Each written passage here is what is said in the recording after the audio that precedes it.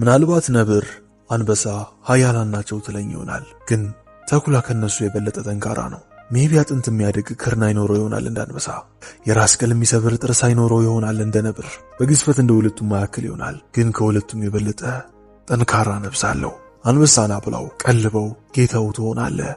ይሰግድልሃል፣ እግርህን ይልሳል። ነብርን አብላው አውሬነቱን ትቶ እንደ ለማዳ ድመት ይሆናል። ለሰንሰለት አንገቱን ዝቅ ያደርጋል። ለምን እንደሆነ ታውቃለህ? የሰው ልጅ እስከ ዛሬ ተኩላን አለምዶ የቤት እንስሳ ያላደረገው ምክንያቱም ስለማይችል ብቻ ነው።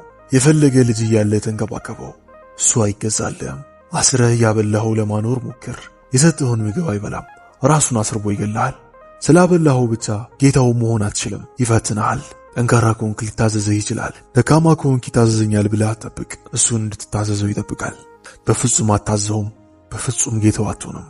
እንደ ነብርና አንበሳ ለማዳ አይደለም። እሱ እንደኛ ሰዎች ነፃ ፈቃድ አለው። እንደ ተኩላው ተራመድ፣ እንደ ተኩላው አድን።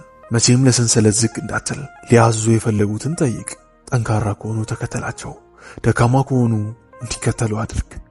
ልክ እንደ ተኩላ የሚመራህን አውራ ጠይቅ፣ ፈትነው፣ ታገለው። ብቁ ከሆነ ብቻ ተከተለው። ተኩላውን ወዳጄ እንደ ተኩላ ኖር። አንድ ቀን ሁሉም ነገር አይስተካከልም። ይህንንም የተማርኩት ከዕለታት በአንዱ ቀን ነው። ካገባው በኋላ ህይወት ይስተካከላል። ከተመረቅኩ ስራ ከያዝኩ በኋላ ህይወት ያማረ ይሆናል። እቺ ጉብ ከደረሰችኝ በኋላ ህይወት ይሻሻላል። እንትን ካገኘው በኋላ እንደዚህ ይሆናለሁ ብለህ ራስን አታሞኝ። እንደዚህ ራስን ማሞኘቱ ይብቃ። ህይወት ሙሉና የተስተካከለች አትሆንም። እስከ ኖርክ ድረስ ትፈተናለህ። እስከ ኖርክ ድረስ ታገኛለህ፣ ታጣለህ፣ ትወድቃለህ፣ ትነሳለህ። የተስተካከለና የተሟላ ህይወት የሚባል የለም። ሟሽ ከመሰለ አንተን የምትፈልገውን ነገር የያዙትን ሰዎች፣ ሀብት፣ ስኬት፣ ባጭሩ አንተ የምትፈልገውን ነገር የያዙትን ሰዎች ጠይቃቸው። ይሄ ነገር በቂ ነው፣ ይሄ ነገር ተሟልቷል ብለህ ጠይቃቸው። እነሱም በቂ እንዳልሆነ ይነግሩሃል። የሚፈልጉት ነገር እንዳለ ይነግሩሃል። የሚያሳድዱት ነገር እንዳለ ይነግሩሃል። ታዲያ ለምን አሁንም ራስን ታታላለህ? ህይወት ሙሉ አትሆንም፣ ሞልታም አታውቅም። በጉድለቷ ተደሰት። የተስተካከለ እና የተሟላ ህይወት አይኖርም። ሁሌም ፈተና ይኖራል። ሁሌ ውጣ ውረድ ይኖራል እስካልሞትክ ድረስ። ስለዚህ ህይወት ሙሉ እንድትሆንልህ አትጠብቅ። እንደዛ የሚጠብቁት ያልበሰሉ ጨቅላ ህፃናቶች ብቻ ናቸው። እንደዛ የሚያስቡት። ራስን አታሞኝ። እውነታውን ተጋፈጥ። እውነታውን ኖረው። ህይወት በጨለማና በብርሃን መሃል የሚደረግ ጦርነት ነች። ከየትኛው ወገን እንደምትሆን የምትመርጠው ራስህ ነህ። አንድ ነገር ልበልህ፣ ጦርነቱ ከባሰ ወደ ራስህ አፈግፍግ፣ ወደ ውስጥ አምልጥ። በዛም የብርሃን ምሽግን ታገኛለህ። ማከብሮ ፈላስፋ ማርከስ አውሬሊየስ እንዲህ ይላል፣ ሰዎች ሰላምን ለማግኘት በተራራዎች ይሄዳሉ፣ ባህር ዳርቻ ወይም ከሀገር ይወጣሉ። ነገር ግን ከነፍሳቸው በተሻለ አሪፍና ሰላማዊ መሸሸጊያ የትም አያገኙ። ወደዛ ማፈግፈጊያ በፈለግከው ሰዓት የማፈግፈግ ስልጣኑ አለ። እና ወዳጄ ይህን ጉዞ መቼ ልትጀምር ነው?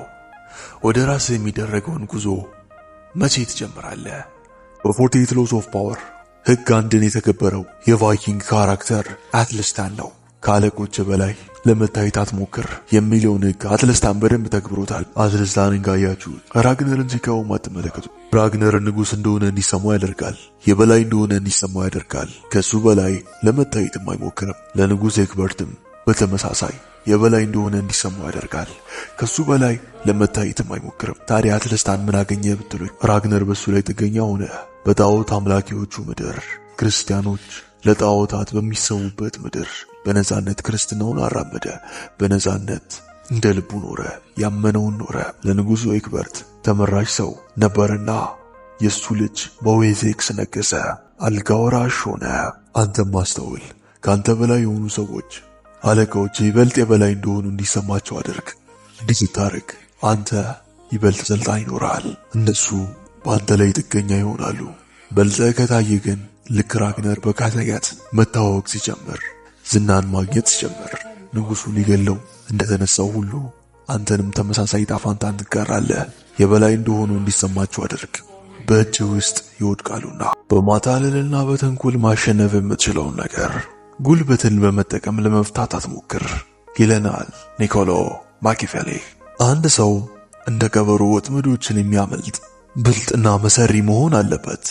በተመሳሳይ ደግሞ ተኩላዎችን የሚሰብር አንበሳ መሆን መቻል አለበት። እስኪ ጃንሆይን ተመልከቷቸው፣ እሳቸውን አጥኗቸው። መሰሪነትን ከጀግንነት ጋር አጣምረው የያዙ ታላቅ መሪ ናቸው። ተመልከቱ ልጅ ኢያሱን እንዴት እንዳስወግዷቸው። ጦርን አላሰለፉም፣ ኃይልን አልተጠቀሙም። ግን ልጅ ኢያሱን ከቤተ ክርስቲያን ለያዩአቸው፣ አጋጯቸው። ሃይማኖታቸውን እንደከዱ ሀገሪቷንም ሃይማኖቷንም እንደሚሽር አስወሩባቸው። ያኔ ልጅ ኢያሱ ተዳከመ፣ በቀላሉም አስወገዱት። ጃንሆይ የጭንቅላት ጨዋታ ላይ ብቻ አይወሰኑም፣ እንደ አንበሳው መስበር ይችሉበታል። በስልጣናቸው ከመጣ ምንም ምሕረት አያሳዩም፣ ይሰብረዋል ልክ እንደ አንበሳው። ማኪያቬሊም ሲመክር እንዲህ ይላል፣ አንበሳ ኃያል ቢሆንም ነገር ግን ራሱን ከወጥመድ መጠበቅ አይችልም። የቀበሮዋን ብልሃት ከነጣቂ ተኩላዎች አያድኗትም። ስለዚህ ተኩላዎችን የሚሰብር አንበሳ ወጥመዶችን የሚያመልጠውን ደግሞ መሰሪ ቀበሮን ሁን። እመነኝ፣ ከዚህ ርቀት። ድመት ጌቶቿን ለማስደሰት ብላ አይጦችን በሙሉ ማጥፋት የለባትም። ለምን ከተባለ ነፃ ምግብና መጠለያ ስለምታጣ። ቅጥረኛ ተዋጊዎች መርሰናሪስ የሚባሉት ከጦርነቱ ብር ለማትረፍ ሲባል አውቀው ጦርነቶችን ያረዝማሉ። አፈገላጤ ፖለቲከኞችን በተመሳሳይ እንዲሁም ችግር ፈቺ ነን ባዮች ይቺን ሜትር ይጠቀሟታል። ችግሮችን ወዲያው አያጠፉም። ለምን? ነፃ ምግብ፣ ነፃ መጠለያ እንዲሁም በቀላሉ ገንዘብን ለማግኘት ሲባል። እና ወዳጄ እነዚህ ሰዎች ለኮንን አይደለም የመጣሁት። ምናልባትም አንተም ተመሳሳይ ነገር እንድታረግ ይገፋፋው ይሆናል። አስተውል፣ ያቺ ድመት አይጦቹን በሙሉ ጠራርጋ ብትጨርስ እዛ ቤት የምትቆይበት ምንም ምክንያት የለም። አሽቀንጥረው ይጥሏታል። ይህ የሰው ተፈጥሮ ነው። የሰው ልጅ እስካስፈለገው ድረስ ይሸከማል። ነገር ግን ካንተ ምንም ጥቅም እንደማያገኝ በገባው ቅጽበት አሽቀንጥረው ይጥላል። ስለዚህ ድመት ሆይ ጌታዎቼ ይደሰታሉ ብለህ አይጦቹን በሙሉ አታጥፋ። ነፃ ምግብ እንዲሁም መጠለያ ለማግኘት ስትል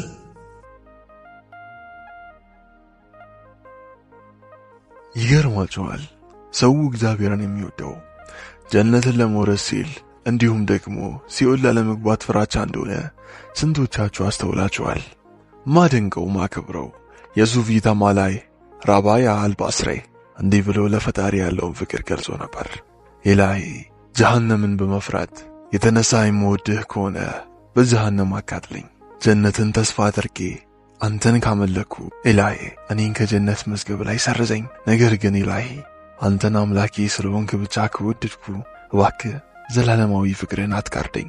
እግዚአብሔር ወይም አላህ ፍቅር ነው ካለን ለሱ ያለን ፍቅር ከሲኦል መግባት ፍራቻ እንዲሁም መንግስተ ሰማያትን ለመውረስ መሆን የለበትም። ምክንያቱም ፍቅር ሰጥቶ መቀበል አይደለምና አምላክህን የምትወደው አምላክህ ስለሆነ ብቻ ነው። እንደዛ ነው መሆን ያለበት። ያኔ ለሱ ያለ ፍቅር እውነተኛ ይሆናል። አስተውል፣ መስጂድ ውስጥ ፈጣሪን ብትፈልግ አታገኘውም። ቤተክርስቲያንም ገብተህ እሱን ብትፈልግ አታገኘውም። እሱን ልታገኘው የምትችለው ፍቅር ውስጥ ብቻ ነው። እሱን በንጹህ ልብ ውስጥ ተቀምጦ ታገኘዋለህ። አስተውል፣ ፍቅር ብቸኛዋ ድልድይ ናት አንተን ከፈጣሪ ጋር የምታገናኘ። እና መቼ ወደ ልብ ትሰደዳለህ? መቼ ፈጣሪን ታገኘዋለህ? በቤተ መንግስቱ ወለል ላይ ጠቢቡ ሰለሞን የኢየሩሳሌምን ውበት ለንግስት ሳባ ያስጎበኛት እያለ ንግስት ሳባ የሚከተለውን እንቆቅልሽ ለጠቢቡ ሰለሞን ጠየቀችው። እንዲህም አለች፣ እንቆቅልህ ምን አውቅልሽ? እኔ ሁል ጊዜ እመጣለሁ፣ ነገር ግን አልደርስም። እኔ ከፊትህ ቆሜያለሁ፣ ግን አትይዘኝም። እኔ ማን እባላለሁ ብላ ጠየቀችው። ጠቢቡ ሰለሞንም ፈገግ በማለት ነገ ወይም ወደፊት ብሎ መለሰላት። ይህን እንቆቅልሽ ሰማው የምር ተደነቅኩ። ነገ ትመጣለች፣ ነገር ግን አትደርስም። ሁሌ ከፊታችን ነች፣ ነገር ግን አንይዛትም። ስለ ነገ አቅዳለሁ፣ ስለ ነገ ብዙ አስባለሁ። ነገ ደግሞ በተራዋ እኔን እያየች ትስቅብኛለች። ምን ተረዳው መሰላችሁ? ነገ ማለቂያ የላትም። ነገን ማሳደድ ትርፉ ሌላ ነገን መጨመር ነው። ህይወት አሁን ነች፣ ምክንያቱም ህይወት በአሁን ውስጥ ነችና። የማትታወቀውን ነገን ማሳደድ ትተን በእጃችን ያለችውን ዛሬን እንኑር። አዲስ ቪዲዮ የዩቲዩብ ቻናል ይለቀቅ ያለው መመልከታችሁን እርግጠኛው ነው።